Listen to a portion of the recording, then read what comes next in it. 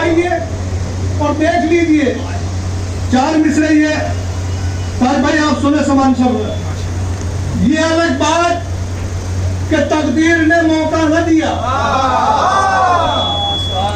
یہ الگ بات کہ تقدیر نے موقع نہ دیا وہ تو لڑنے کے لیے کرب و بلا آیا تھا یہ الگ بات کہ تقدیر نے موقع نہ دیا وہ تو لڑنے کے لیے کرب و بلا آیا تھا 2 محرم سے نہ 2 لاکھ کا لشکر سویا جبکہ عباس نے ایک بار ہی دھمکایا تھا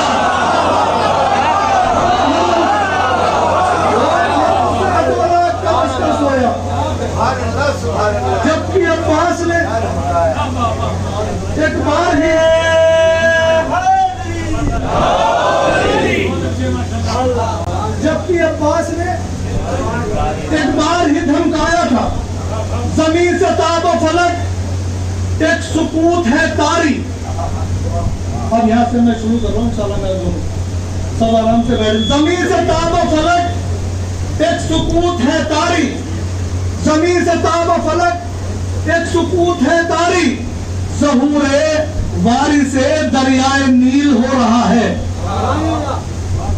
ظہور واری سے دریائے نیل ہو رہا ہے یہ کون برسر منبر ہے جس کے خطبوں سے یزید اپنے ہی گھر میں ذلیل ہو رہا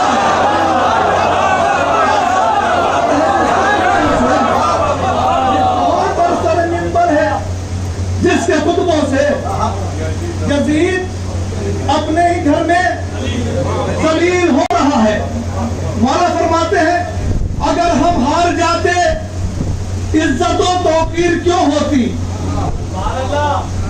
اگر ہم ہار جاتے عزت و توقیر کیوں ہوتی ہر ایک گھر میں ہمارے نام کی تصویر کیوں ہوتی اگر ہم ہار جاتے عزت و توقیر کیوں ہوتی ہر ایک گھر میں ہمارے نام کی تصویر کیوں ہوتی اسیری بھی ہماری فتح کا اعلان کرتی ہے جھکا دیتی تو سر پھر پاؤں میں زنجیر کیوں ہوتی جھکا دیتی تو سر پھر پاؤں میں زنجیر کیوں ہوتی آخری ایک مطلب اور 2 شعر پیش کرو اس کے بعد قبلہ ہوتا ایک بار مل کے سلوات پڑھ دو محمد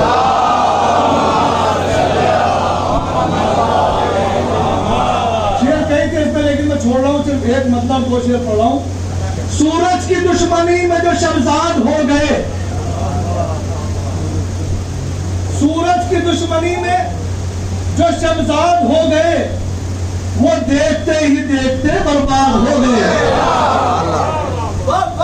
سورج کی دشمنی میں جو شمزاد ہو گئے وہ دیکھتے ہی دیکھتے برباد ہو گئے وہ دیکھتے ہی دیکھتے برباد ہو گئے ارے گردن میں توق پاؤں میں بیڑی لبوں میں دم گردن میں توق پاؤں میں بیڑی لبوں میں دم سجاد پھر بھی سید سجاد ہو گئے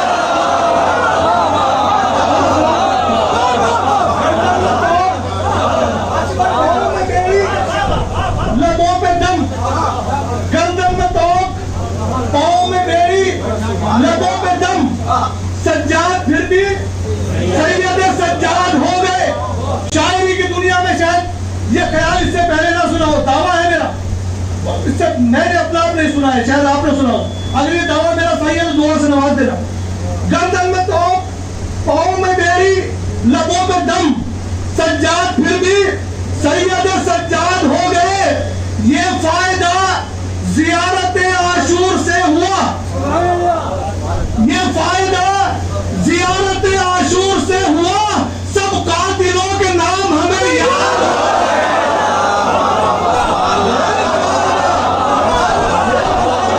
زیارت عاشور سے ہوا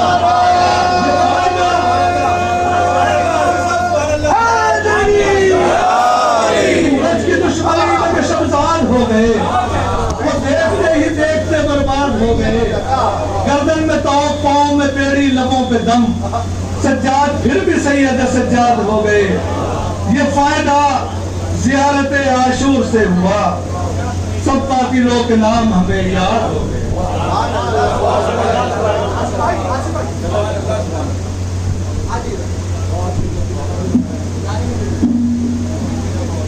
ماشاءاللہ، جزاک اللہ۔ جناب آصف جلال بجنوری صاحب آپ کے سامنے منظور نذرانہ کی طرف پیش کر رہے تھے۔ آگے کے استقبال میں 4 مصرے۔ جب ہواؤں میں نمی محسوس کی عباس نے، جب ہواؤں میں نمی محسوس کی عباس نے، احتیاطاً سانس اپنی روک لی عباس نے، احتیاطاً سانس اپنی روک لی عباس نے، موجے کوثر سر اٹھا کر دیکھتی ہی رہ گئی، موجے کوثر سر اٹھا کر دیکھتی ہی رہ گئی، اتنی اونچائی پر رکھتی تشنگی عباس نے، اتنی اونچائی پر رکھتی تشنگی عباس نے۔ میں بڑی ادب و احترام کے ساتھ ملتمس ہوں سلطان خطابت ذاکر اہل بیت جناب مولانا شبیر علی وارسی صاحب قبلہ کی خدمت میں کہ وہ زینت افروز منبر ہو کر اپنے بصیرت افروز بیان سے سامعین کے قلوب کو منور فرمائیں۔ آپ حضرات استقبال میں باوجہ بلند علیہ صلوات پڑھیں، محمد و آل محمد۔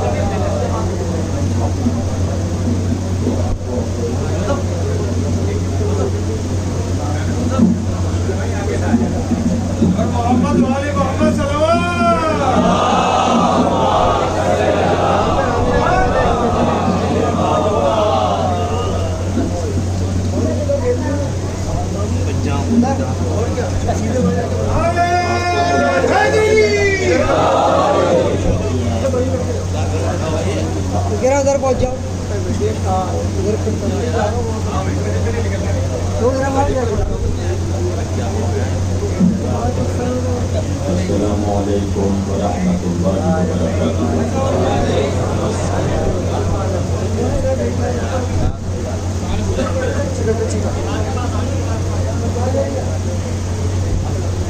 آپ سے گزارش ہے کہ ایک مرتبہ سورہ حمد اور 3 مرتبہ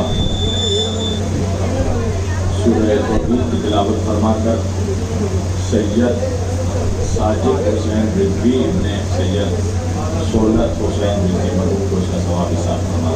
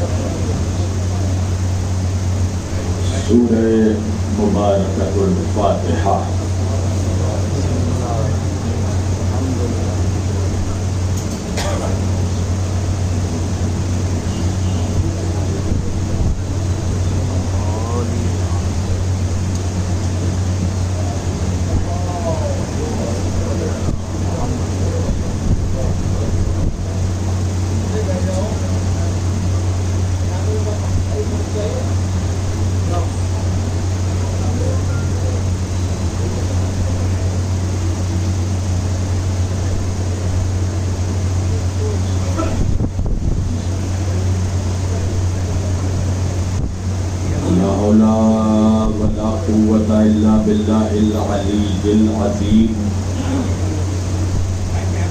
أعوذ بالله السميع العليم من الشيطان اللعين الرجيم بسم الله الرحمن الرحيم الحمد لله رب العالمين الحمد لله الذي جعلنا من المتمسكين بولایت امام المشارق والمغارب مظہر العجائب والغرائب شہنشاہ ولایت سرور ارباب امامت باب العلم والحکمت فاتح خیبر و خندق اسد اللہ الغالب علی کل غالب امیر المؤمنین قائد الغر المعجلین یاسوب الدین امام المتقین اسد اللہ عین اللہ وجہ اللہ روح اللہ اذن اللہ جنب اللہ لسان اللہ مطلوب کل طالب علی ابن ابی طالب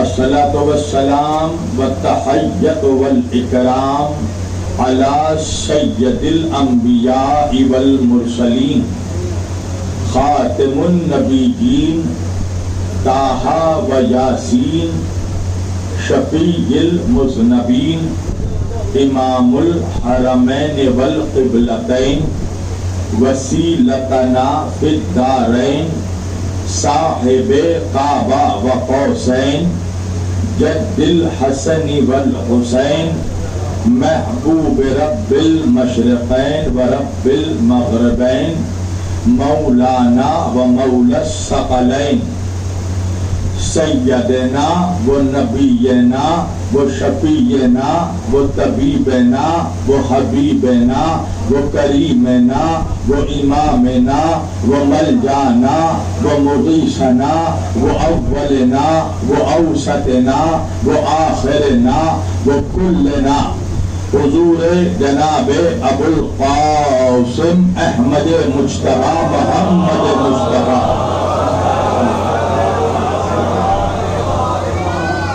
وأهل بيته الطيبين الطاهرين المعصومين المظلومين المنتخبين المنتجبين الغر الميامين ولعنة الله على أعدائهم أجمعين من ليلنا هذا إلى قيام يوم الدين أما بعد فقد قال الله تعالى في الفرقان الحميد والمحکم کتابہ المجید وقولہ الحق بسم اللہ الرحمن الرحیم وَلَقَدْ كَرَّمْنَا بَنِي آدَمَ وَحَمَلْنَاهُمْ فِي الْبَرِّ وَالْبَحْرِ وَرَزَقْنَاهُمْ مِنَ الطَّيِّبَاتِ وَفَضَّلْنَاهُمْ عَلَى كَثِيرٍ مِّمَّنْ خَلَقْنَا تَفْضِيلًا صدق اللہ المولانا العلی العظیم وبلغنا رسوله النبی الامین الکریم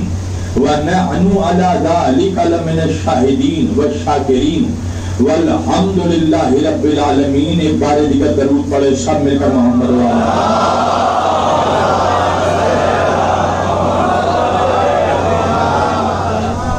عزیزان گرامی قدر و عزیزان محترم و برادران ملت اسلامیہ، بندگان توحید و عاشقان رسول و آل رسول، گدایان دربار بطول، مولا آپ سبوں کے جذبہ ایمانی کو زندہ و سلامت رکھے. میں نے پہلے ہی کہہ دیا تھا، دیکھیں میری کوئی فرمائش نہیں ہوتی کبھی انتظامیہ سے، مگر ایک فرمائش ضرور ہوتی ہے، کیونکہ میں خطیب ہوں اس لیے میری فرمائش یہ ہوتی ہے کہ کم از کم مائک اچھا ہو. شیر کو گھاس کھلاؤ گے وہ نہیں کھا سکتا، بکری کو گوشت کھلاؤ گے وہ نہیں کھا سکتا، اپنے معیار سے نیچے تو میں آنے سے رہا، شیر بھوکا ہو مگر گھاس تو کھانے سے رہا۔ اسلام پڑھیے محمد والے محمد۔ ان چیزوں پر توجہ دینا بہت ضروری ہے، اس لیے کہ ایک اچھے پروگرام کی کامیابی کے لیے مائک سسٹم کا اچھا ہونا بہت ضروری ہے۔ بہرحال عزیزان گرامی، اب تو کچھ کیا نہیں جا سکتا، میں ممبر پر آ گیا اور جو نوکری میری شہزادی نے لگائی ہے مجھے اپنی نوکری مکمل کر کے جانا ہے، مگر اس چیز کا خیال ضرور رکھیے گا کہ بار بار خطیب جس چیز پر زور دیتا ہے اس چیز کو ہنسی مذاق میں اڑایا نہیں جاتا، کیونکہ ہم اس کی ضرورت سمجھتے ہیں، اور کہا یہی جاتا ہے مجلس سے پہلے بہترین انتظام ہے اور بہت بہترین سسٹم ہے، اور آنے کے بعد پتہ چلتا ہے کہ کیا ہے معاملہ۔ بہرحال عزیزان گرامی، میں نے آج سرزمین دہلی میں یہ اللہ کی رضا اہل بیت اطہار علیہ السلام کی عطا، جناب سیدہ کا حکم، مومنین دہلی کی محبتیں، محترم رضا حسن بھائی کا خلوص، یہ ساری چیزیں جب مشترکہ طور پر ایک جگہ جمع ہو گئی تو میں آپ کے روبرو آ گیا، اور چونکہ دہلی میں اس سے پہلے بھی میرا خطاب ہو چکا ہے، لہذا میرے سامنے نوجوانوں کا وہ مجمع ہے جو مجھے شاید پہلے بھی سن چکا ہے، اس لیے نوجوانوں کے لیے یہ بتانا ضروری ہے کہ نوجوانوں میرا اپنا ایک مزاج ہے، میں تقریر ہمیشہ مردوں کے بیچ کرتا ہوں، مردوں کے بیچ نہیں کرتا۔ بالکل ایسا لگنا چاہیے کہ میں مردوں کے بیچ خطاب کر رہا ہوں۔ میں نے آج کے اس مقدس اور معزز اجتماع کے لیے قرآن کریم کی جس آیت کریمہ کی تلاوت کا شرف حاصل کیا اور سرنامہ کلام میں جسے موضوع گفتگو قرار دیا، پروردگار عالم اپنی مقدس کتاب قرآن مجید فرقان حمید میں ارشاد فرما رہا ہے، وَلَقَدْ كَرَّمْنَا بَنِي آدَمَ۔ توجہ، اللہ اس آیت میں آدم کی اولادوں سے خطاب کر رہا ہے، اللہ ہم سے اور آپ سے انسانوں سے مخاطب ہے۔ اب یہاں پر ماشاءاللہ مسلمانوں کا مجمع میرے سامنے بیٹھا ہے، شیعہ سنی کی کوئی قید نہیں ہے، جو یہاں پر آ گیا وہ حسینی بن گیا۔ عزیزان گرامی، عالم اسلام کا سارا ہر مکتب فکر کے عوام یہاں پر موجود ہے۔ آپ جانتے ہیں نا، ہمارے مسلم معاشرے میں، ہمارے مسلم سماج میں، مسلم سوسائٹی میں جو لوگ علم دین حاصل کرتے ہیں، جو لوگ اسلام کا علم حاصل کرتے ہیں، ہم اپنی ادبی زبان میں اس کو ملا کہتے ہیں۔ توجہ کیجیے گا، مگر میں کیا کروں دلی والوں کہ انہی ملاؤں میں سے کچھ ایسے منحوس ملا ہیں جو اہل بیت کے بغض میں ملائیت سے کٹ ملا ہو جاتے ہیں۔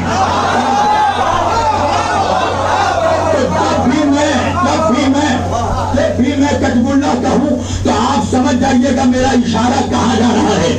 سارے فتنے آج جو مسلمانوں میں بوئے ہوئے ہیں، انہی کٹ ملاؤں کے بوئے ہوئے ہیں۔ شیعہ سنی میں جتنے جھگڑے ہیں، وہابی بریلوی میں جتنے تضاد ہیں، یہ سب کٹ ملائیت کی دین ہے۔ یہ اپنی الگ الگ تھیوری پیش کرتے ہیں۔ اب ایسی ہی تھیوری پیش کرتے کرتے انہوں نے ایک اور تھیوری پیش کی۔ وہ تھیوری کیا ہے؟ کہا دیکھو، اللہ سوائے نبیوں کے علاوہ اللہ کسی عام بندے سے خطاب نہیں کرتا، اللہ عام کسی بندے سے مخاطب نہیں ہوتا۔ توجہ کیجیے گا، حالانکہ علامہ ڈاکٹر سر محمد اقبال، وہ علامہ اقبال کہ جس کی شاعری پڑھنے کے بعد کتنے لوگ علامہ بن گئے، توجہ کیجیے گا، اس علامہ اقبال نے حکیم امت نے امت مسلمہ کو اور اقوام عالم کو ایک کلیہ دیا، ایک نظریہ دیا، اور وہ کلیہ کیا تھا؟ علامہ اقبال کہتے ہیں خودی کو کر بلند اتنا کہ ہر تقدیر سے پہلے خدا بندے سے خود پوچھے بتا تیری رضا کیا ہے۔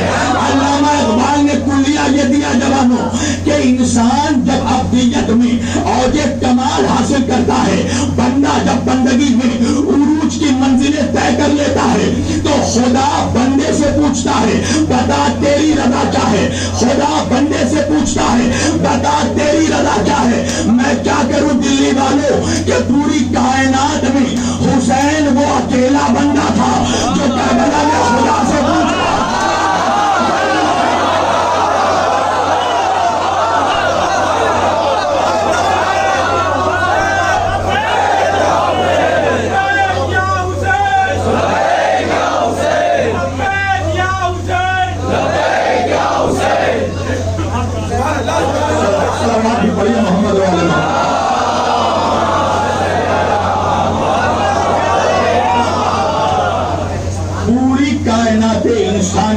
حسین وہ اکیلا بندہ تھا جو خدا سے پوچھ رہا تھا بتا تیری رضا کیا ہے. توجہ عزیزان گرامی, اب اللہ بندے سے مخاطب ہو کر کہہ رہا ہے بسم اللہ الرحمن الرحیم وَلَقَدْ كَرَّمْنَا بَنِي آدَمَ, اے آدم کی اولادوں ہم نے تمہیں عزت عطا کی ہے, ہم نے تم پہ کرم کیا ہے. وَلَقَدْ كَرَّمْنَا بَنِي آدَمَ وَحَمَلْنَاهُمْ فِي الْبَرِّ وَالْبَحْرِ, اور ہم نے تمہیں خشکی اور دری میں چلنا سکھایا, ہم نے سکھایا, ہم نے تمہیں دریاؤں میں اور صحراؤں میں چلنا سکھایا.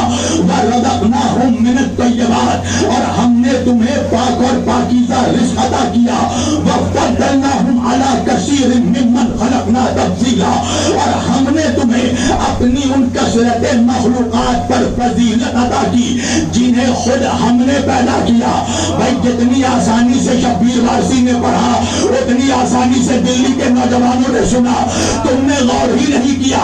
اللہ اس لیے قرآن میں کہتا ہے کہ تدبر کرو, تفکر کرو, غور کرو. قرآن کوئی رٹنے رٹانے کی کتاب نہیں ہے کہ ہر کوئی پڑھ کر حافظ بن جائے.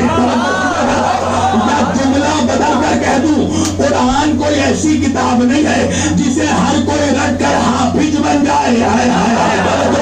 توجہ, قرآن کوئی ایسی کتاب نہیں ہے کہ پڑھ کر سلیبس چیپٹر میں اس کو پاس کرا دیا جائے. نہیں, قرآن ہدایت کے واسطے ہے, قرآن تفکر کے واسطے ہے, قرآن تدبر کے واسطے ہے. اللہ قرآن میں کہتا ہے اِنَّ فِي ذَلِكَ لَآيَاتٍ لِقَوْمٍ يَعْقِلُونَ, بے شک اس قرآن میں عقل مندوں کے لیے نشانی ہے. ایک بات تو سمجھ میں آ گئی نا کہ قرآن دیوانوں کے لیے نہیں اترا, قرآن بے ہوشوں کے لیے نہیں اترا, قرآن خبط الحواسوں کے لیے نہیں اترا, قرآن عقل مندوں کے لیے نازل ہوا ہے. اب غور کرنا, میں پھر سے ترجمہ کر رہا ہوں. اللہ کہہ رہا ہے اے آدم کی اولادوں ہم نے تمہیں عزت عطا کی, اے آدم کی اولادوں ہم نے تمہیں چلنا سکھایا, اے آدم کی اولادوں ہم نے تمہیں رزق عطا کیا, اے آدم کی اولادوں ہم نے تمہیں فضیلت عطا کی, اے آدم کی اولادوں ہم نے تمہیں خلق کیا. آپ نے غور نہیں کیا, اللہ ایک آیت میں 5 مرتبہ ہم کا لفظ استعمال کر رہا ہے. ایک آیت میں اللہ 5 مرتبہ ہم کا لفظ استعمال کر رہا ہے. اچھا, ہم اور میں کا فرق میری قوم کا بچہ جانتا ہے نا. میں تقریر کر رہا ہوں, ہم سب تقریر سن رہے ہیں, تو میں آتا ہے ذات واحد کے لیے. ہم میں کئی لوگ شریک ہوتے ہیں اور اللہ ہے خدائے یکتا. توجہ کیجیے گا, وہ ہے خدائے واحد. تو اس کو کہنا چاہیے تھا نا کہ میں نے عزت ادا کی ہے, میں نے چلنا سکھایا ہے, میں نے فضیلت دی ہے, میں نے رزق دیا. مگر وہ کہہ رہا ہم نے عزت دی ہے, ہم نے چلنا سکھایا, ہم نے شرف دیا ہے. تو اب بندے سوال کریں گے نا کہ تو ایک ہے یا انیک ہے. بندے سوال کریں گے نا کہ مالک تو ہے تو اکیلا, مگر ہم کہہ رہا ہے, توجہ کیجیے گا, اور وہی اللہ ہے جو قرآن میں بھی کہتا ہے. اللہ ایک جگہ کہہ رہا وما خلقت الجن والانس الا لیعبدون. دیکھو میں نے جنوں اور انسانوں کو اپنی عبادت کے لیے پیدا کیا ہے.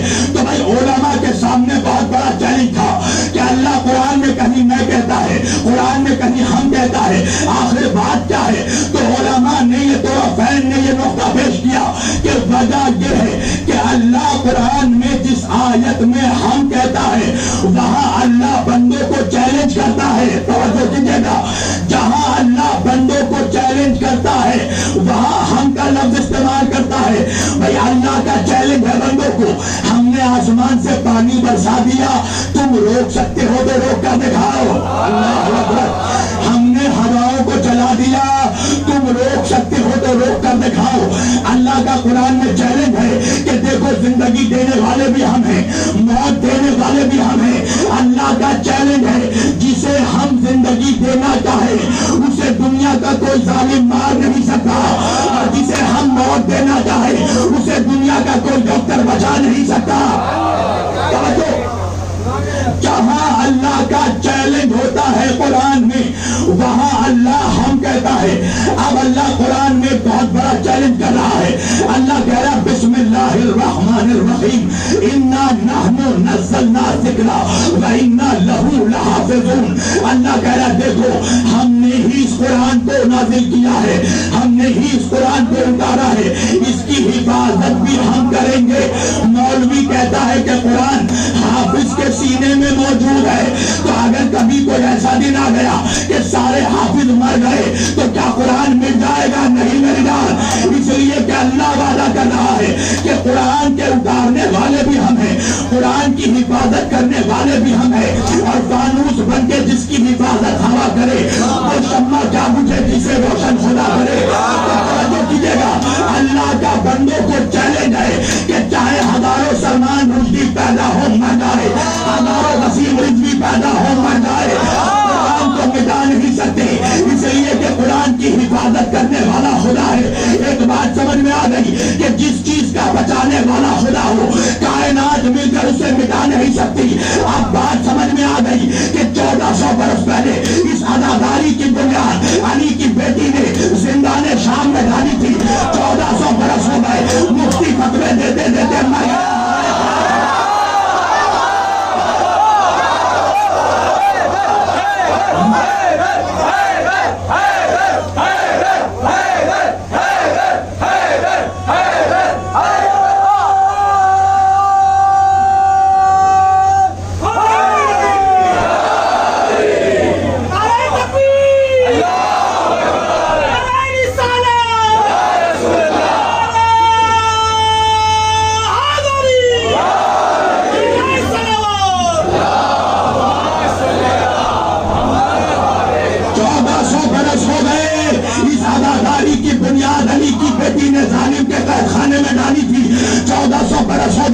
ہر زمانے کا مفتی فتویٰ دینے کے بعد مر گیا, ان کے فتوے کوڑے دانوں میں پڑے ہوئے ہیں.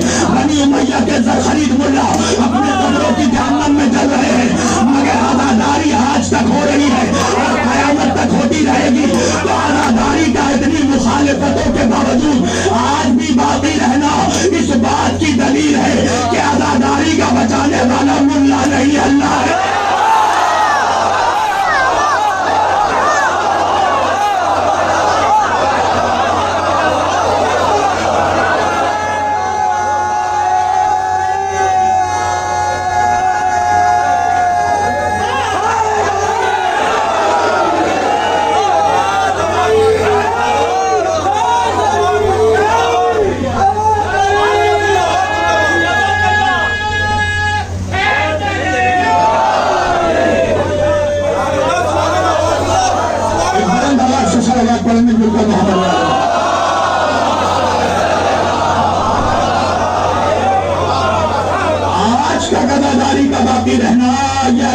چیلنج ہے, توجہ, جسے ہم بچائیں اسے کوئی مٹا نہیں سکتا. اب میں تمہیں قرآن میں اللہ کا ایک اور چیلنج دکھاتا ہوں. اللہ قرآن میں چیلنج کر کے کہہ رہا ہے اِنَّا أَعْطَيْنَاكَ الْكَوْثَرَ. اللہ کہہ رہا ہے اِنَّا أَعْطَيْنَاكَ الْكَوْثَرَ, اے میرے حبیب ہم نے آپ کو کوثر عطا کیا.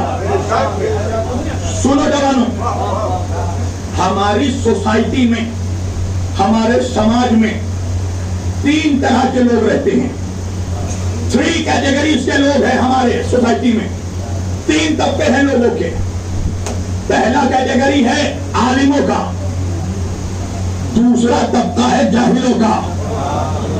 اب تم کہو گے مولانا یہ تیسرا طبقہ کس کا ہے؟ مڈل کلاس لوگ کون ہیں؟ تیسرا طبقہ ہے بقراتوں کا. توجہ کیجیے گا, آپ کہیں گے مولانا یہ بقرات کون لوگ ہیں؟ یہ ہے تھوڑے پڑھے لکھے.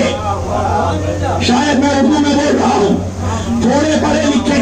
انگلش میں پروورب ہے little knowledge is a dangerous thing. نیم حکیم خطرہ جان, یا تو پورا جان یا تو کچھ نہ جان. تھوڑے پڑھے لکھے ہیں, بیچ والے ہیں, نہیں تو سمجھنا. کتاب ہے 200 پیج کی, منحوس نے 2 پیج پڑھا ہے اور بابا ایسے کر رہا ہے جیسے پورا علم کتاب رکھتا ہے.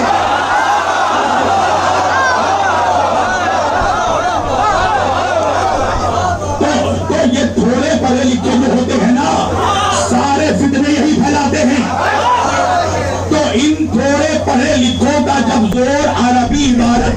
کرتا تو یہ منحوس ترجمے میں ڈنڈی مارتے تھے. تو اب اس میں ڈنڈی کیا ماری؟ اللہ کہہ رہا ہے اِنَّا أَعْطَيْنَاكَ الْكَوْثَرَ. کیا ہے کوثر؟ تو یہ تھوڑے پڑھے لکھے ملا نے کہا کہ اللہ کہہ رہا ہے میرے نبی ہم نے آپ کو حوض کوثر عطا کیا. بھائی عجیب بات ہے نا. بھائی تم میرا فلیٹ مجھے گفٹ کر سکتے ہو؟ اب میں اس سے زیادہ آسان اور کیا مثال دوں؟ جس فلیٹ پہ خود میری ملکیت ہے کیا کوئی اسے مجھے تحفے میں دے سکتا ہے؟ کیا نہیں مولانا؟ تو کوثر ملکیت ہے محمد کی.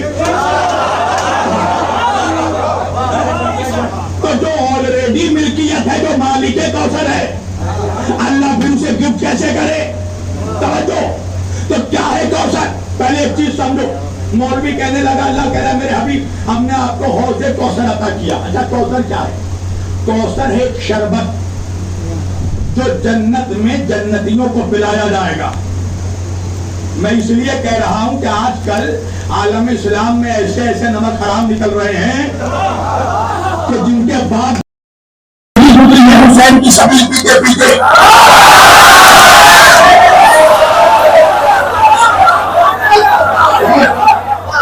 ان کی اولادیں شربت کے خلاف بھاگ رہی ہے.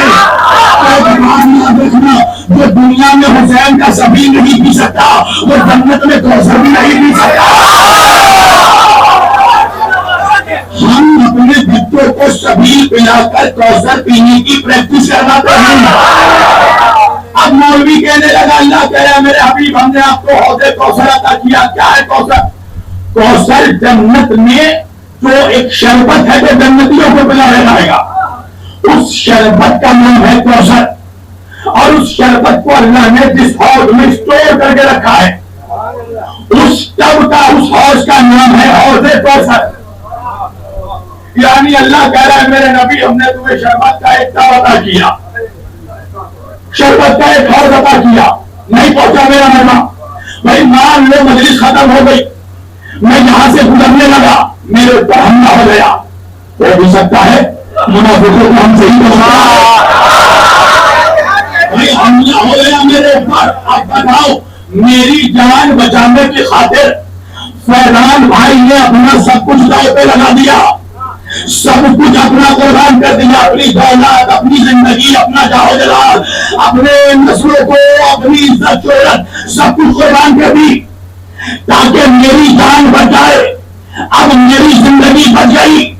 فیضان کا سب کچھ مل گیا مگر میری زندگی بچ گئی.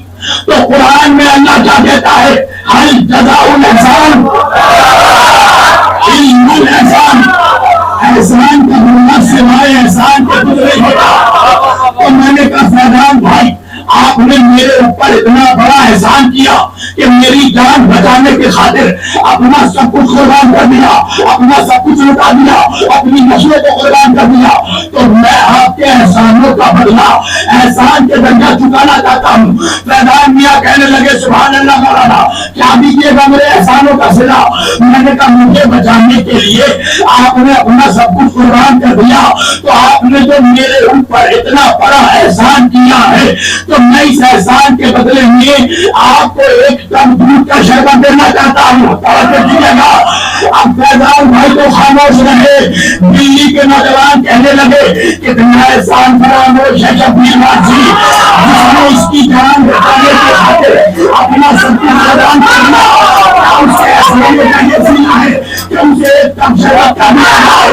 تو جہاں تک مولوی میری آواز سن رہا ہے اس سے میرا سوال ہے کہ یہ بتا کہ اللہ کی شریعت کو بچانے کی خاطر میرے نبی نے اپنا کیا بچایا؟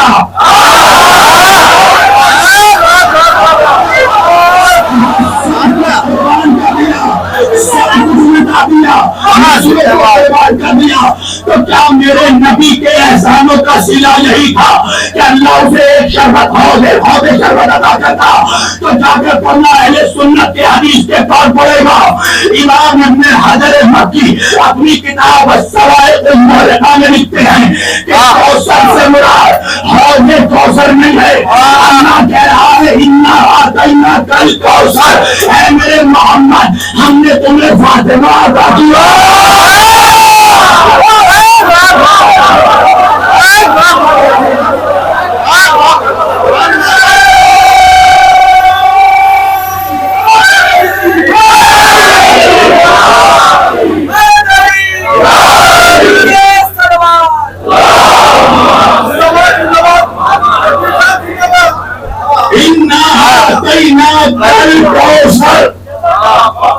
اے میرے حبیب ہم نے آپ کو خیر کثیر عطا کیا۔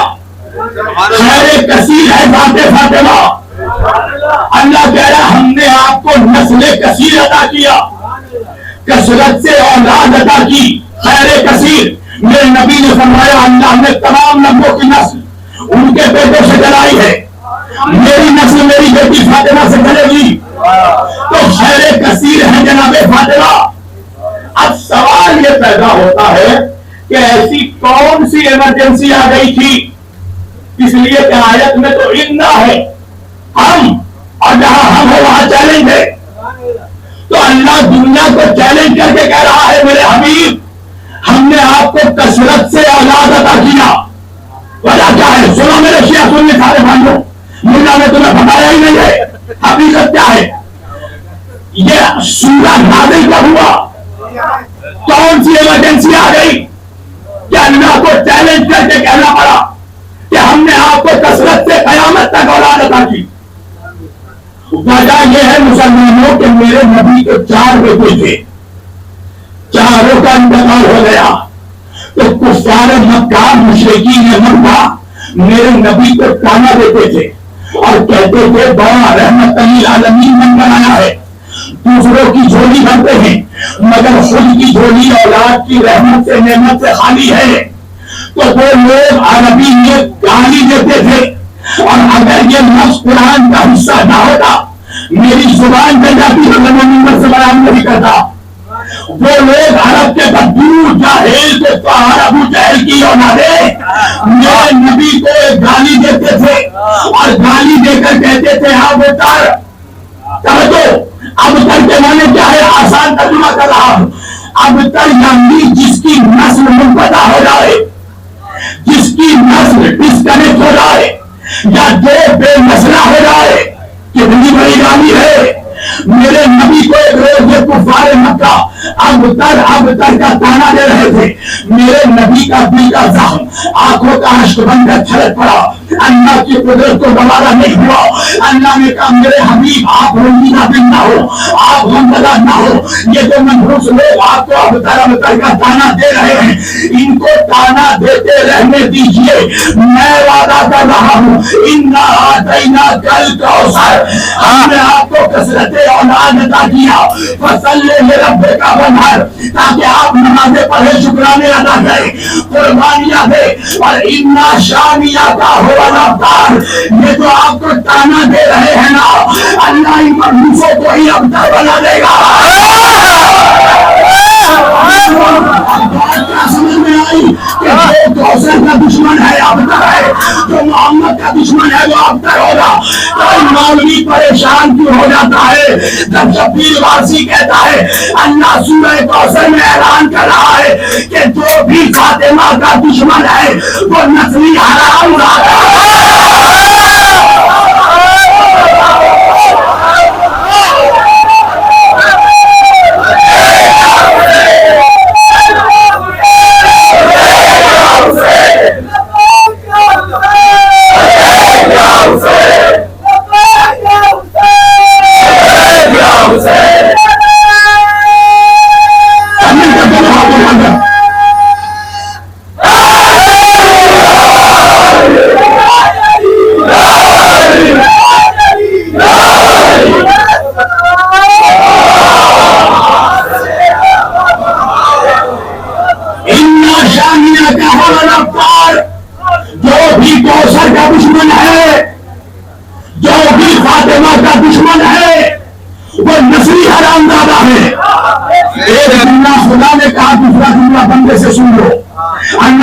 فاطمہ کا دشمن نسلی حرام زادہ ہے، اور میں کہہ رہا ہوں فاطمہ کا دشمن اصلی حرام زادہ ہے۔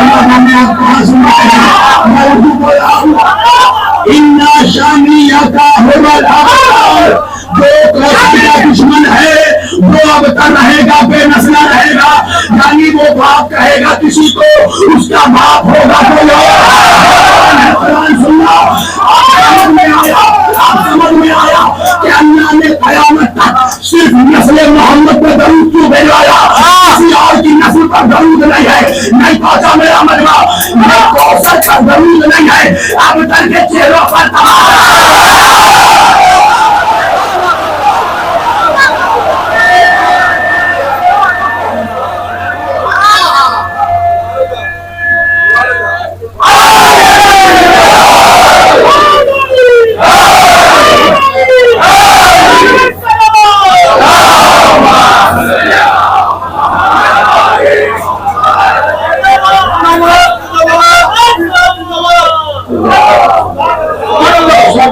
نہیں، اب کل کے چہروں پر بنا چاہے اتنا شادیہ کا ہوا لگتا تو اب وہی اللہ قرآن میں پھر چیلنج کر رہا ہے.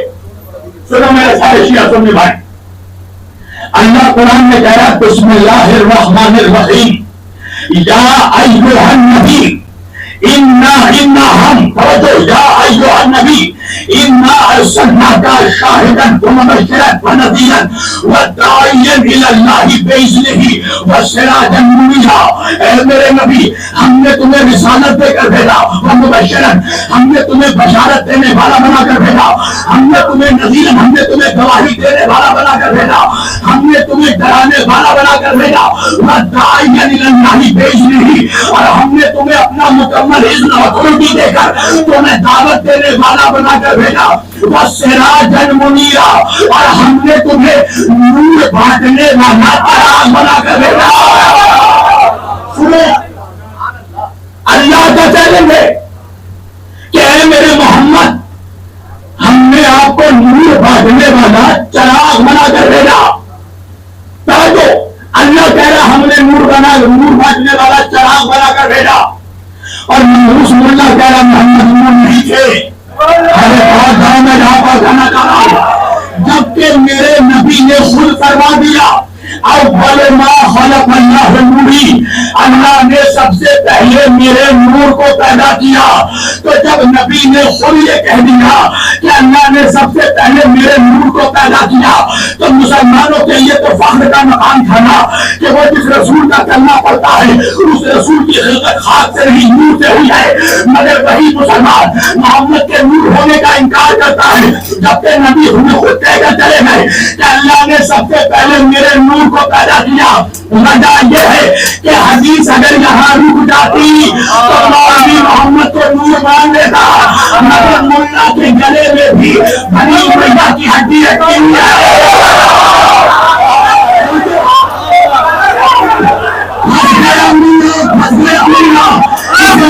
نبی نے حدیث یہاں نہیں ہوگی، نبی نے کہا اللہ نے سب سے پہلے میرے نور کو پیدا کیا اور فوراً پڑھ کر کہا وانا والی من نور واحد، سمجھ میں آیا. مولوی تو نبی کے نور ہونے کا انکار کرتا ہے اور نبی کے روز میں نہیں حدیث کرے گا.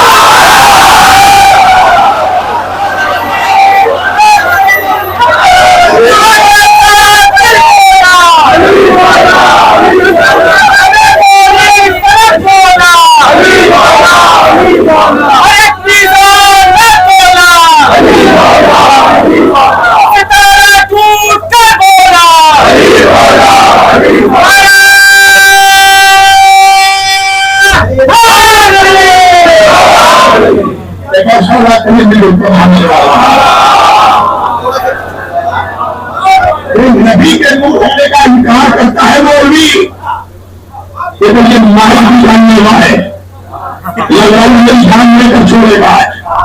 میرے ساتھ بولتے رہنا جوانوں، میں قسم سے تمہاری محبت میں بول رہا ہوں، مجھے ایسا لگنا چاہیے میرے سامنے کربلائی بھی نہ بیٹھنا ہے، اس لیے کہ میں تقریر ہمیشہ کربلائیوں کے بیچ کرتا ہوں اور ملائیوں کے بیچ میں.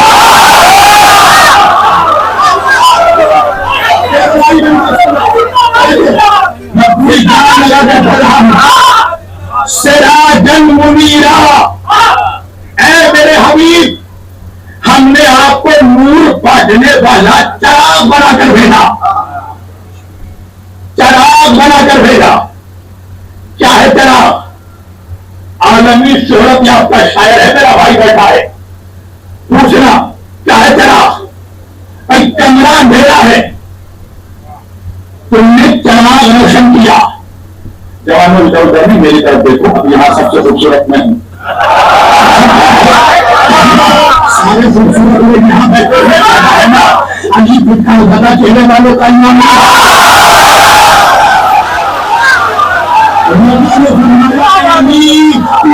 چہرے والے کا ایمان ہے۔ یاد رکھیے گا علی کی دشمنی سے دو چیزیں خراب ہوتی ہے، پہلے چہرہ خراب ہوتا ہے،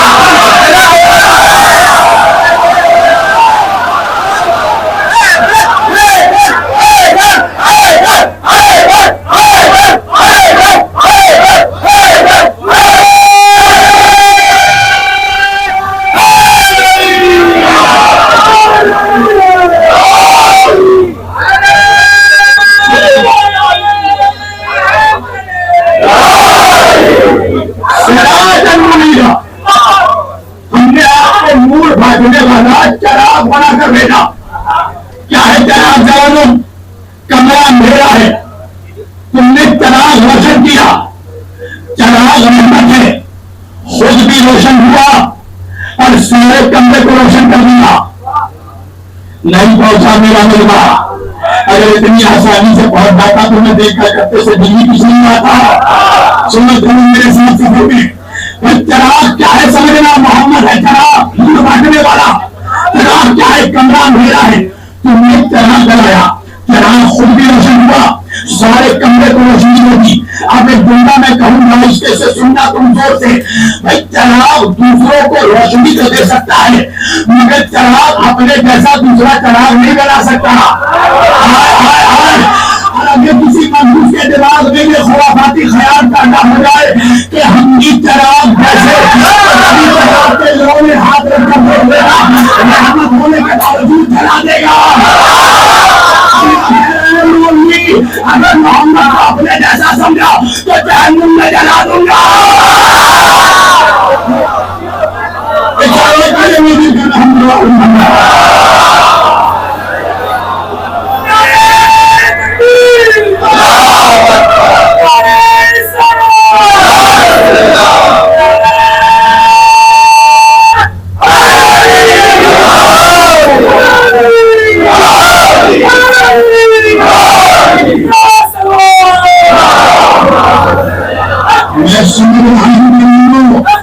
سوچتے ہو گا کتنا شبیر وارسی پیاسا ہے، کتنا بڑا پیاسا ہے، گھاٹ گھاٹ پہ پانی پیتا ہے، میری گھر میں پانی نہیں پیتا ہوں۔ کچھ منحوسوں کو جواب دیتا ہوں کہ دیکھو شیعہ دھوپ پھینک کر پڑھانا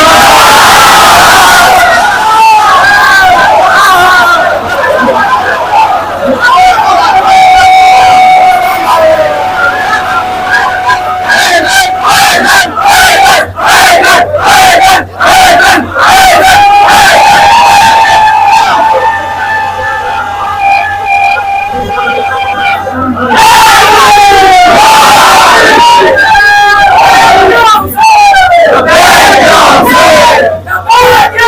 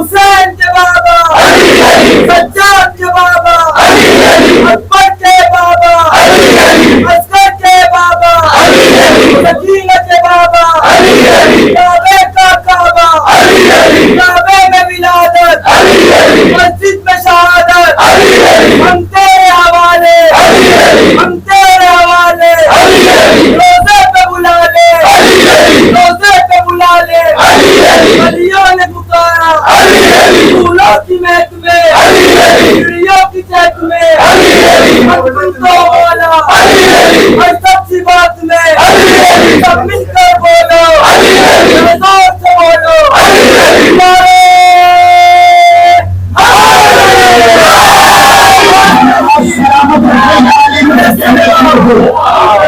سلامت رکھے یا علی مدد کہنے والے کو بھیا دوسری قوم والے آ کر دیکھے ابھی دوسروں کے بھوٹوں کو اتنی آیتیں یاد نہیں ہے جتنا ہمارے جوانوں کو ابھی پڑھنا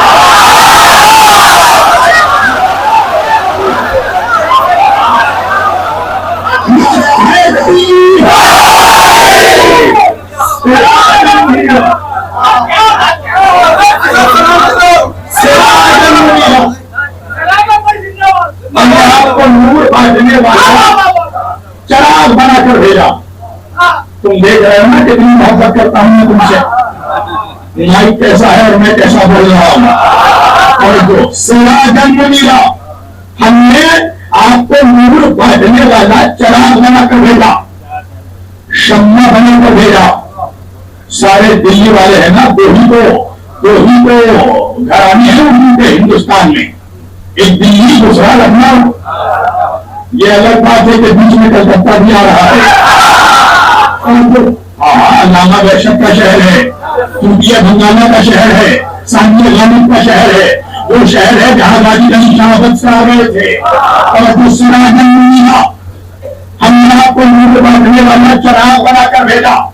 چراغ شمع میرا جوان پڑھا ہے نا تم نے اردو لٹریچر, اس سبجیکٹ کو بہت آسانی سے سمجھ لو. تم نے پڑھا ہوگا شمع اور پروانہ, اردو ادب کا بہت قدیم پرانا سبجیکٹ ہے. شمع اور پروانہ, توجہ میری طرف دیکھنا جوانوں, اس جملے میں تمہاری ذہانت کا امتحان لوں گا.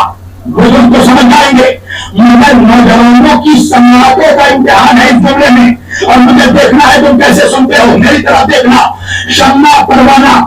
جوانوں تم آج تک یہی سمجھ رہے ہو نا کہ پروانے کو شمع سے بڑی محبت ہوتی ہے, پروانہ شمع سے بڑی عقیدت رکھتا ہے, پروانہ شمع کا بڑا وفادار ہوتا ہے. مگر حقیقت اس کے برعکس ہے. پروانے کو شمع سے محبت نہیں ہوتی, پروانے سے زیادہ شمع سے کوئی نفرت نہیں کرتا, پروانے سے زیادہ کوئی شمع کا بے وفا نہیں ہوتا, پروانے سے زیادہ کوئی شمع کا دشمن نہیں ہوتا. اب تمہاری ذہانتوں کا امتحان لے رہا ہوں. پروانے سے زیادہ شمع کا کوئی بے وفا نہیں ہوتا. دلیل کیا ہے میری طرف دیکھنا, جب تک شمع جلتی رہتی ہے پروانہ شمع کے ارد گرد منڈلاتا رہتا ہے. مگر جیسے ہی شمع بجھتی ہے پروانہ شمع کی میت چھوڑ کر بھاگ رہا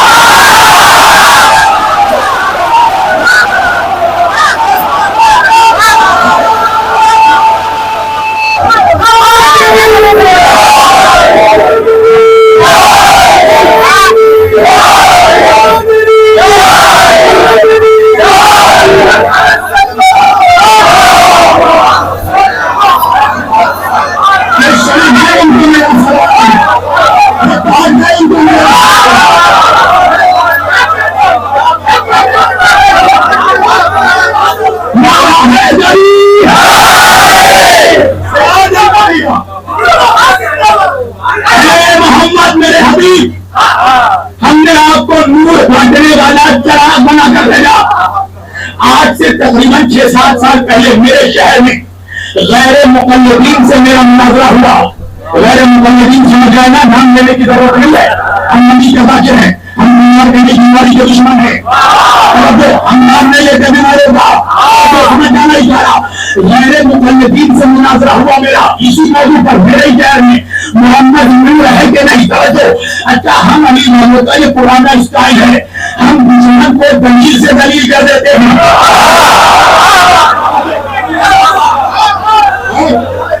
ہمارا فن مناظرہ کا یہ قاعدہ ہے, ہم دشمنوں کو پہلے عقل سے دلیل دیتے ہیں, پھر روایت سے دلیل دیتے ہیں, آخر میں آیت سے دلیل دیتے ہیں. وجہ یہ ہے جب عقل سے دلیل دیتے ہیں تو ہمیں پتہ ہوتا ہے کہ یہ ہماری عقل پہ شک ضرور کرے گا, اس لیے کہ جن کے باپ دادا نے نبی کی عقل پر شک کیا.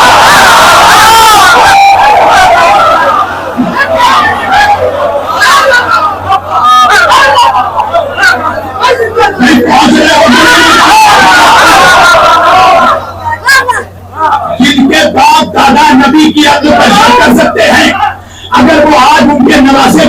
جو کیا بشک کرے تو حیرت نہیں ہے.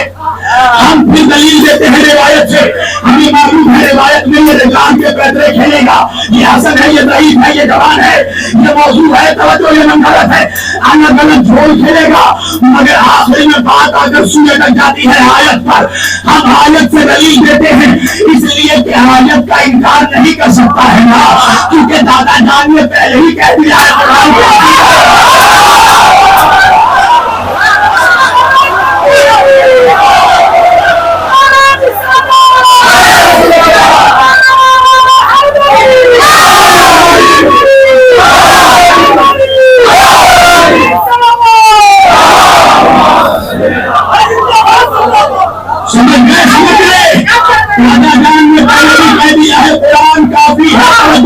ہم وہی پڑھتے ہیں جو پڑھ کر آتے ہیں. پہلے ہی کہہ دیا قرآن کافی. اب قرآن کو تو جھٹلا نہیں سکتا. میں نے اپنے سے دلیل دی نہیں مانا, روایت سے دلیل دی نہیں مانا, سن آ کر باہر گئے مولانا. قرآن سے بھی دلیل دے دے کہ محمد نور ہے. میں نے اسی آیت کی تلاوت کی. اللہ فرمانا یا ایھا النبی انا ارسلناک شاہدا ومبشرا ونذیرا وداعیا الی اللہ باذنہ وسراجا منیرا. اے محمد ہم نے آپ کو نور بانٹنے والا چراغ بنا کر بھیجا. اب مولانا کہنے لگا ہم بھی مانتے ہیں اللہ نے محمد کو نور بانٹنے والا چراغ بنا کر بھیجا, مگر یہ کب کہا کہ محمد تمہیں بھی نور بنا کر بھیجا. توجہ کیجیے گا. میں نے کہا سن منحوس, ابھی یزیدی کارخانے میں کوئی ایسا سوال ہی نہیں بنا جس کا جواب حسینی نہ دے سکا.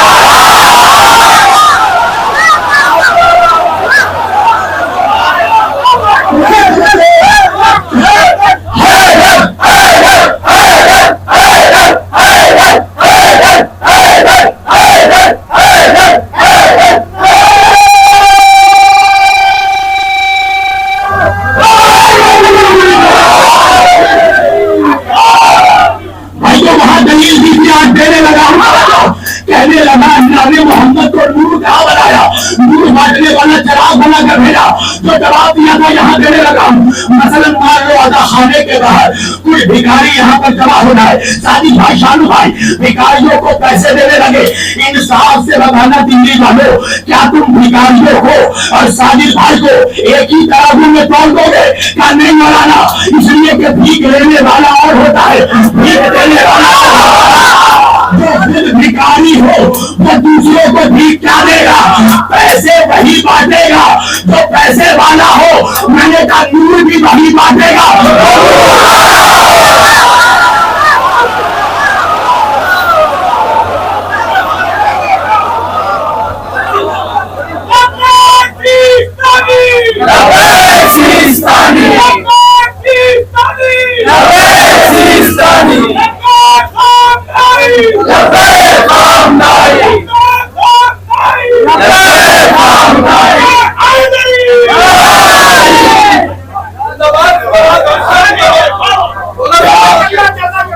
ارادے کیا ہے جوان پڑھوں یا چھوڑوں؟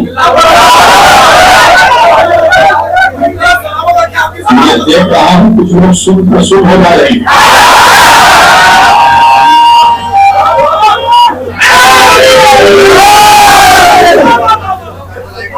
سراجم منیرا, ہم نے آپ کو نور بانٹنے والا چراغ بنا کر بھیجا.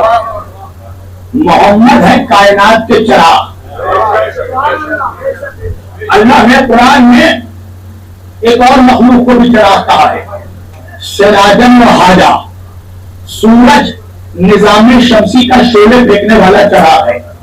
سننا, محمد کائنات کے چراغ, سورج نظام شمسی کا چراغ. اردو پڑھی میں جملہ بدل کر کہہ دوں, اس کا مطلب یہ ہے محمد کائنات کے سورج ہے اور سورج نظام شمسی کا محمد ہے. میں نے آسانی سے پڑھ لیا, تم نے سن لیا. سنو, سورج کا ذکر کیا. سورج بھی چراغ ہے اور قرآن میں جا کے پڑھنا, اللہ نے قرآن میں جہاں بھی سورج کا تذکرہ کیا فوراً چاند کا تذکرہ کیا ہے. للشمس ينبغي لها أن تدرك القمر. اللہ کہہ رہا ہم ہرگز سورج کو یہ اجازت نہیں دیں گے کہ وہ چاند کو جا کر پکڑ لے. جہاں سورج یہی چاند کا ذکر نہیں पहुंचा मजवा। बिस्मिल्लाहिर्रहमानिर्रहीम। वश्शम्सि वज़्ज़ुहाहा वल-क़मरि इज़ा तलाहा वन-नहारि इज़ा जल्लाहा वन-लैलि इज़ा यग़शाहा वस-समाइ वमा बनाहा वल-अर्दि वमा तहाहा वन-नफ्सि वमा सव्वाहा फ़अल्हमाहा फुजूरहा व तक़वाहा क़द अफ़लहा मन ज़क्काहा व क़द ख़ाबा मन दस्साहा कज़्ज़बत समूद बितग़वाहा इज़ इंबअसा अशक़ाहा फ़क़ाल लहुम रसूलुल्लाहि नाक़ता अल्लाहि व सुक़याहा फ़कज़्ज़बूहु फ़अक़रूहा फ़दमदम अलैहिम रब्बुहुम बिज़न्बिहिम फ़सव्वाहा फला यख़ाफ़ु उक़बाहा वश्शम्सि वज़्ज़ुहाहा।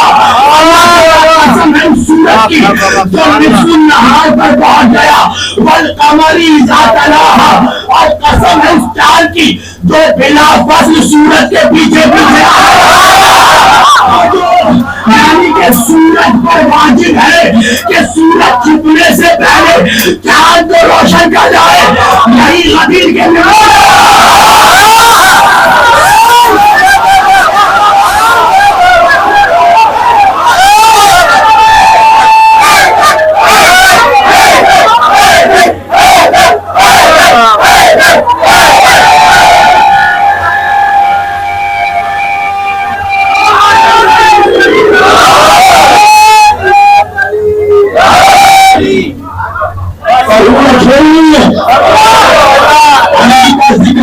करके सुनना चाहिए, ना शक करके सुनना चाहिए।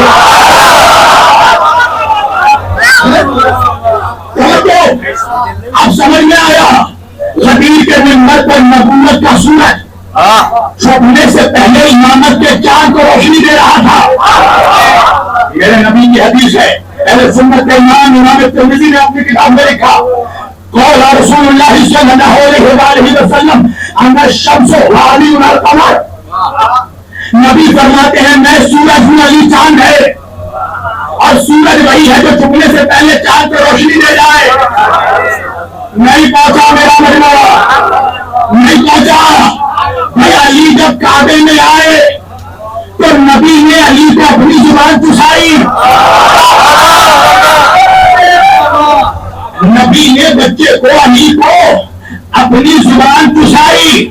तो मीठे मीठे सुन्नियों, प्यारे प्यारे सुन्नियों, अब ये नबी की सुन्नत बन गई ना कि जब भी कोई बच्चा पैदा हो तो उसको जुबान चुसाई जाए। अरे बड़े मियाँ खड़े हो गए जुबान चुसाने के लिए, बीवी ने भी बेलन को तलवार समझ के निकाल लिया, खबरदार जुबान ना चुसाना। बड़े मियाँ कहने लगे नबी की सुन्नत है। बड़े मियाँ को बीवी ने कहा तुम पागल हो गए हो, वो नबी है तुम उम्मती हो, नबी है तुम साथी हो। जुबान में वही थी, तुम्हारे जुबान में जरासीम है। मानना पड़ेगा कि नबी अली को जुबान नहीं चुसा रहे, इल्म रिसालत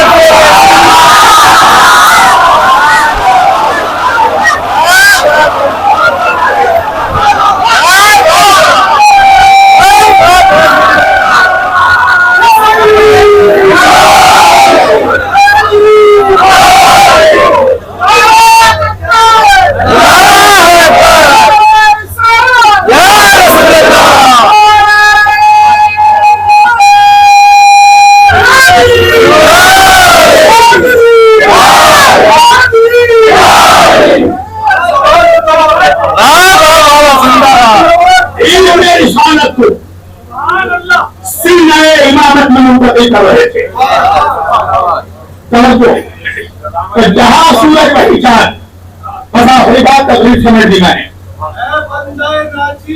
माशाअल्लाह, ये दुनिया है, ये दुनिया है बंदाए नाचीर, ये दुनिया है, ये दुनिया।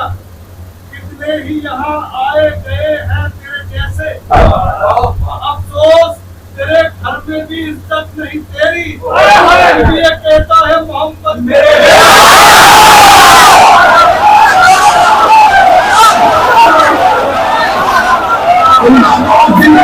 देखो अफसोस, एक मिनट, अफसोस तो इसी बात का है ना कि जिन मनुष्यों का दिल में चेहरा देखकर उनकी बीवियां डर जाती है।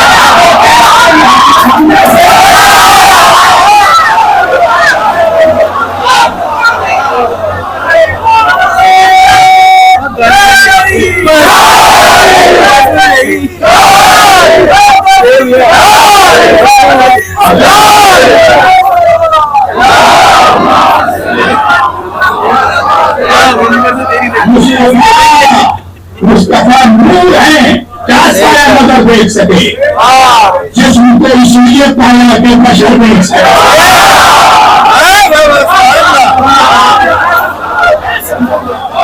समय भी मैंने गुफ्तगू जो जहां सूरज वही चांद। अच्छा, चांद का तस्वीर आया है, अभी मुहर्रम का चांद तुमने देखा ना, अभी सफर का चांद भी देखोगे। अच्छा, हर महीने की पहली रात का चांद जब आसमान पर नजर आता है तो उस चांद को देखकर एक दुआ पढ़ी जाती है।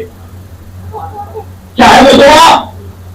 तो आए रूजते हिलाल, सुनना तुम्हारी हालत पर इम्तिहान है।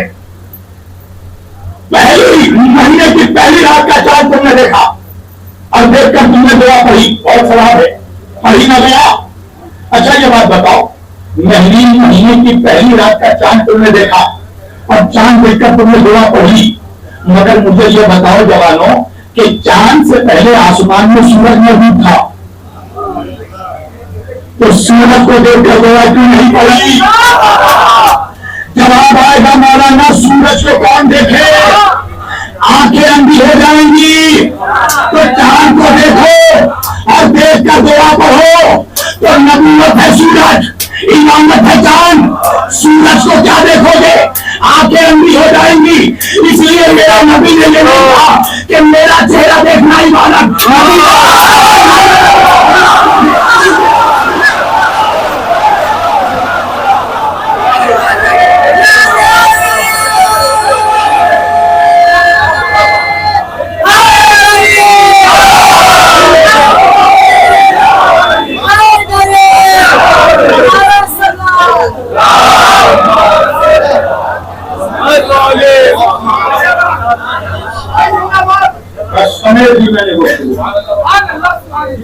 यूसुफ वहां नहीं बैठाया जाता जहां खरीदने वालों को उसकी खबर ना हो।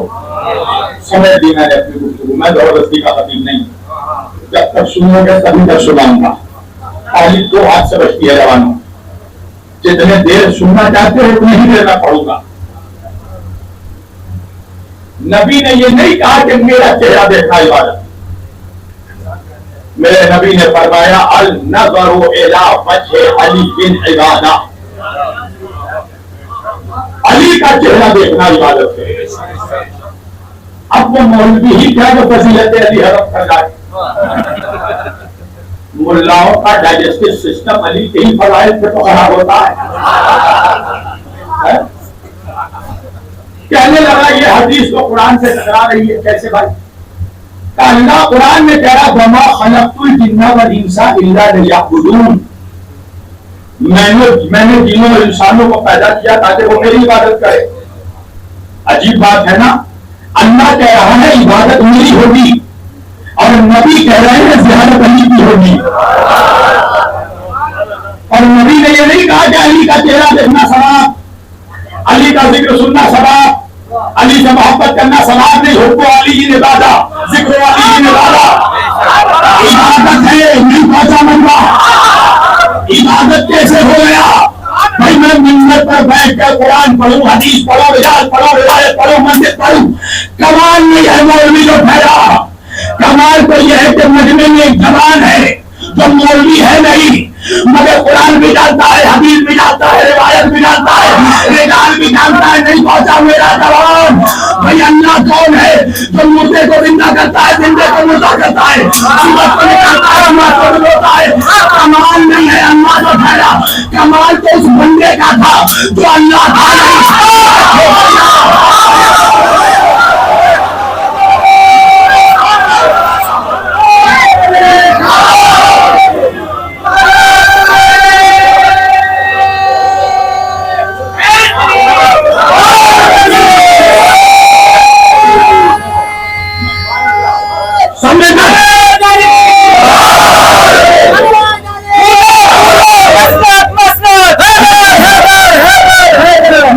मस्जिद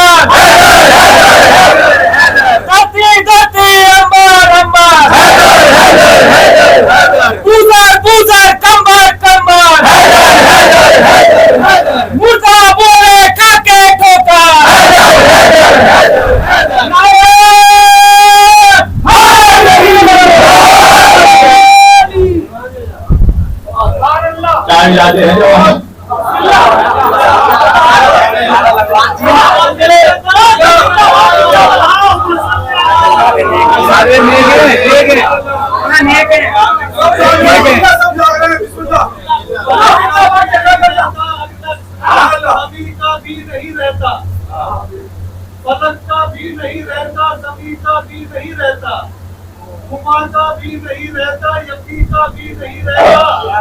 پڑھو تاریخ اور قرآن دونوں میں یہ لکھا ہے علی کو چھوڑنے والے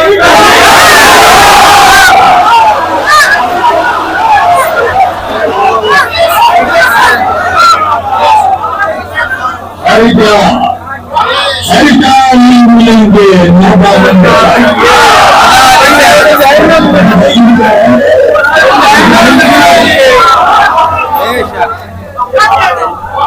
اور جو میں زیادہ دیر اپنا وقت درمیان نہیں آئے ہونا چاہتا وہ مولوی کیا جو فضیلت ہے حلق کا جانا۔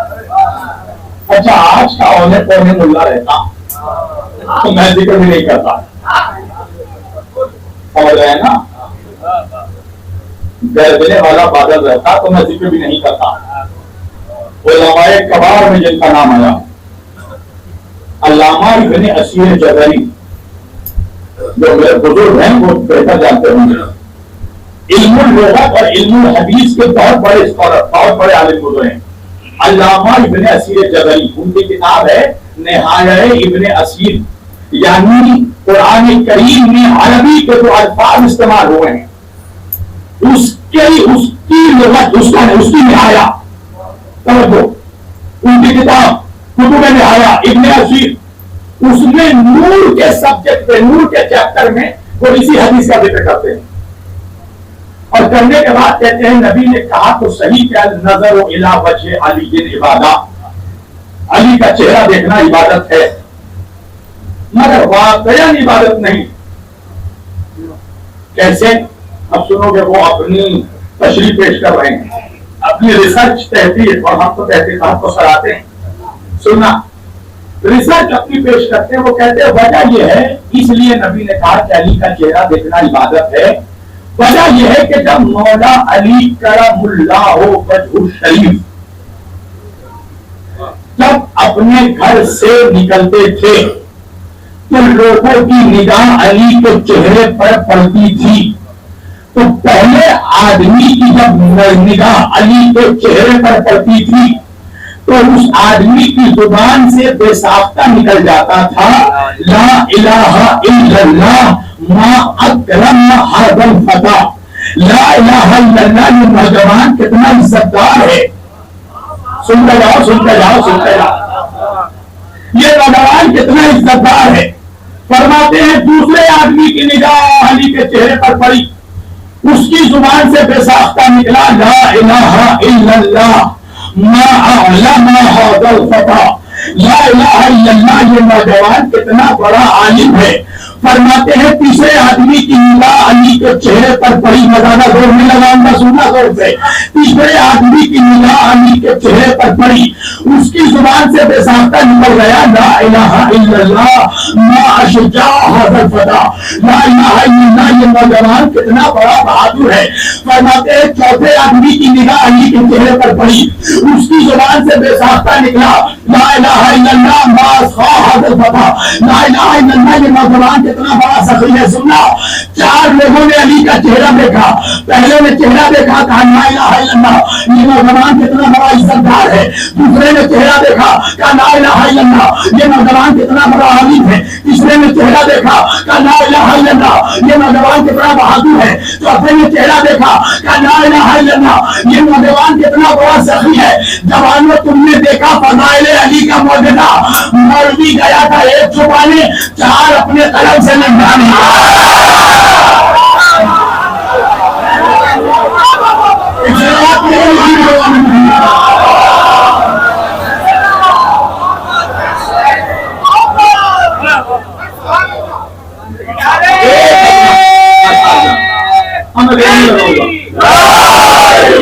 ایک عظمت چھپانے گیا تھا، چار اپنے قلم سے لکھ دی، اور کیا کہہ کر لکھا کہ جس نے علی کا چہرہ دیکھا بے ساختہ اس کی زبان سے نکلا لا الہ الا اللہ، لا الہ الا اللہ۔ لا الہ الا اللہ.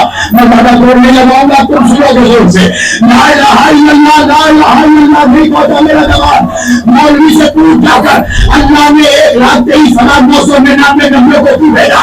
کہا لا الہ الا اللہ پہنچانے. اب تک نہیں سمجھا مولوی. 1,24,000 نبی جو کام اپنی زبان سے لیتے ہیں وہ کام اپنے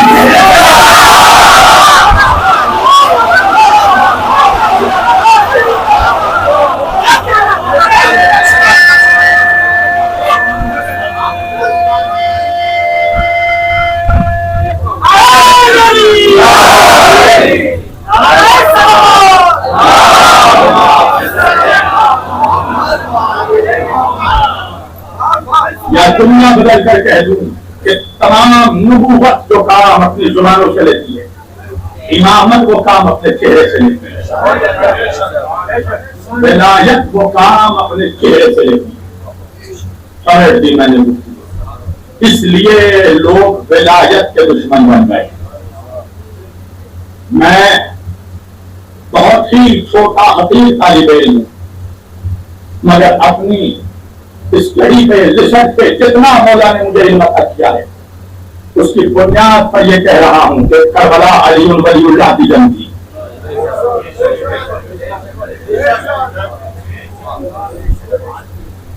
یہ جملہ راتوں کو سوچنا کہ میں نے کیا کہا ہے. جتنے یزیدی تھے وہ ولایت کے دشمن تھے. اور آخر میں جب محمد کے نواسے نے پوچھا کہ تم لوگ میرے فضل پہ آمادہ کیوں ہو, تو انہی یزیدیوں نے کہا بغضاً لے ابھی آپ کے باپ کے بغض میں. یہ سارے یزیدی علی ولی اللہ سے رحمت. حسین کا سر کٹا مگر علی ولی اللہ بچ گیا.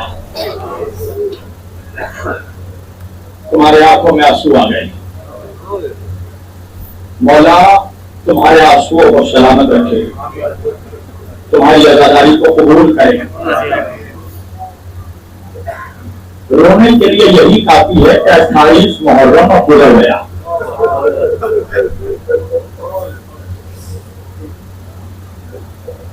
سال بھر جس دن کا انتظار کر رہے تھے اب وہ دن تمام ہو رہے ہیں.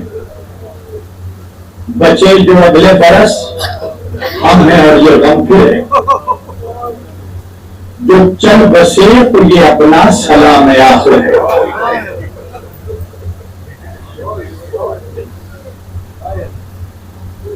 تمہارے آنکھوں میں آنسو آ گئے. تمہیں رونا چاہیے اس لیے کہ تم نے سنا ہے نا کربلا میں پیاسے کے گلے پر چھری چڑھا دی. تمہیں رونا چاہیے اس لیے کہ تم نے سنا ہے نا کربلا میں ایک جوان کے سینے کو سینہ مارا گیا تھا. تمہیں رونا چاہیے اس لیے کہ تم نے سنا ہے نا کربلا میں 6 مہینے کے بچے کو ویسے محل کیا گیا تھا جیسے قصائی کو محل کرتا ہے. تمہیں رونا چاہیے اس لیے کہ تم نے سنا ہے نا کہ کربلا میں قاسم تقسیم ہو گیا تھا. مگر انصاف سے بتانا عزادارو تمہارا سن کر یہ حال ہے. اللہ جانے اس سید سجاد پر کیا بولی ہوگی جس نے اپنے بابا کے پیاسے گلے پر خنجر چلتے دیکھا, جس نے اپنے جوان بھیا کے سینے سے گلے نہ نکلتے دیکھا, جس نے اپنے 6 مہینے کے بھائی کو نہر ہوتے دیکھا. اللہ جانے اس سید سجاد پر کیا بولی ہوگی. عزادارو وہ میرا مولا کربلا کے بعد کبھی حسین کے بیٹے کو کسی نے مسکراتے نہیں دیکھا. ساری زندگی تمہارے چوتھے امام کی ہوتے ہوئے گزر گئی. جس قصائی کے دکان کے پہلو سے گزر جاتے تھے نا سید سجاد, قصائی گوشت پر پردے ڈال دیتا تھا. ایک قصائی کے دکان کے پہلو سے امام زین العابدین گزر رہے تھے. قصائی نے مولا سجاد کو دیکھا, گوشت پر پردہ ڈال دیا. خریدار پوچھنے لگا وہ کون ہے جسے دیکھ کر تو نے گوشت میں پردہ ڈال دیا؟ قصائی نے کہا وہ میرا چوتھا امام ہے، وہ گوشت کے ٹکڑوں کو نہیں دیکھ سکتا، اس نے کربلا میں اپنے بھائیوں کے گوشت کے ٹکڑے دیے۔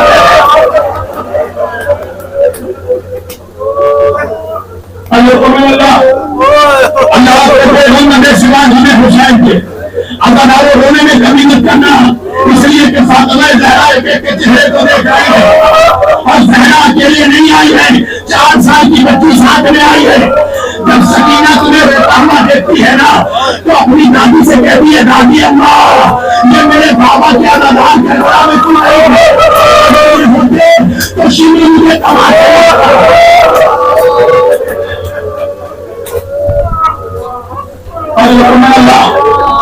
سنو جانب تمہارے مولا سجاد سے جب بھی کسی نے پوچھا نا مولا سب سے زیادہ مصیبت کہاں آئی، سجاد نے 3 مرتبہ کہا الشام الشام الشام۔ پوچھنے والے نے پوچھا مولا آپ کے بابا حسین کے گلے پر خنجر کربلا میں چلا، قاسم کربلا میں تقسیم ہوا، اکبر کے سینے سے کلیجہ کربلا میں باہر آیا، اصغر کربلا میں نہر ہوا، مولا شام میں کیا ہوا؟ مولا سجاد نے کہا منہار تو نے انصاف نہیں کیا، ارے رائے خدا میں سر کٹانا ہماری وراثت ہے، ارے تیر کھانا ہماری وراثت ہے، مگر ماں بہنوں کا بازاروں میں گھمایا جانا۔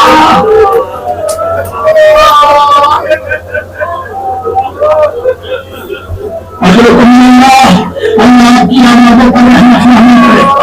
منہان نے پوچھی مولا شام میں ایسا کیا ہوا؟ سنو گے سید سرکار فرماتے ہیں سنو گے منہان جب شام کے قریب ہم آل محمد کا قافلہ پہنچنے والا تھا نا ہم نے منتظر کے بعد تھوڑی مہلت دی گئی، ہم زمین پر بیٹھ سکے، ہم منتظر کے بعد زمین پر بیٹھے تھے۔ سنو گے منہان میری 4 سال کی سکینہ میری ننھی بہن میرے پاس آئی، میرے پیروں میں آبلے تھے، آبلوں میں کانٹے تھے، سکینہ میرے پیروں سے کانٹے نکالنے لگی، منہان میں خون کے آنسو رو رہا تھا۔ منہان نے کہا مولا رونے کا سبب کیا ہے؟ کہ منہان میرے پیروں میں جو کانٹے تھے وہ تو سکینہ نکال رہی تھی، مگر سکینہ کے پیروں میں جو کانٹے تھے منہان نے مانا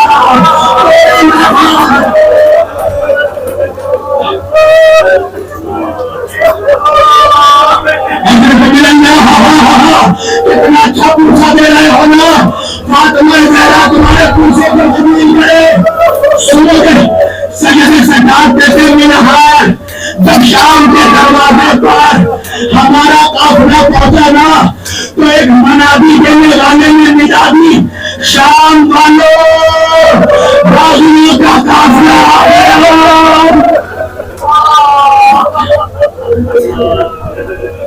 اب سنو گے منہان جیسے ہی ہم اہل بیت بازار شام میں داخل ہوئے نا ارے لاکھوں تماشا دیکھنے والے تماشا دیکھ رہے تھے، ڈھول بجانے والے ڈھول بجا رہے تھے، تالی بجانے والے تالی بجا رہے تھے، یزید نے پورے بازار میں شیشے لگا دیے تھے۔ ارے جہاں میری ماں میری خوبی زینب اپنا چہرہ اٹھاتی تھی ارے شیشے میں اپنا بیلی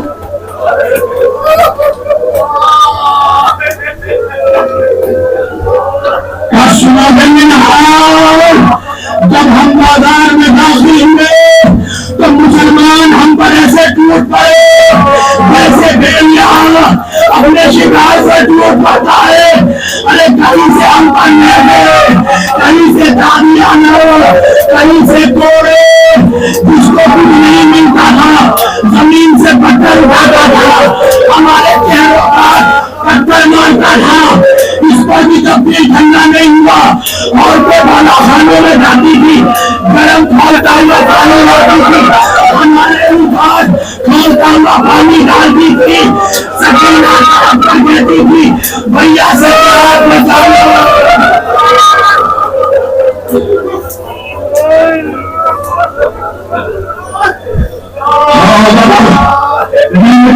کی طاقت ہے تم میں سننے کی طاقت ہے. سیدہ انہیں طاقت دی ہے کہ آپ کے بیٹے کے مسائل پر ضرور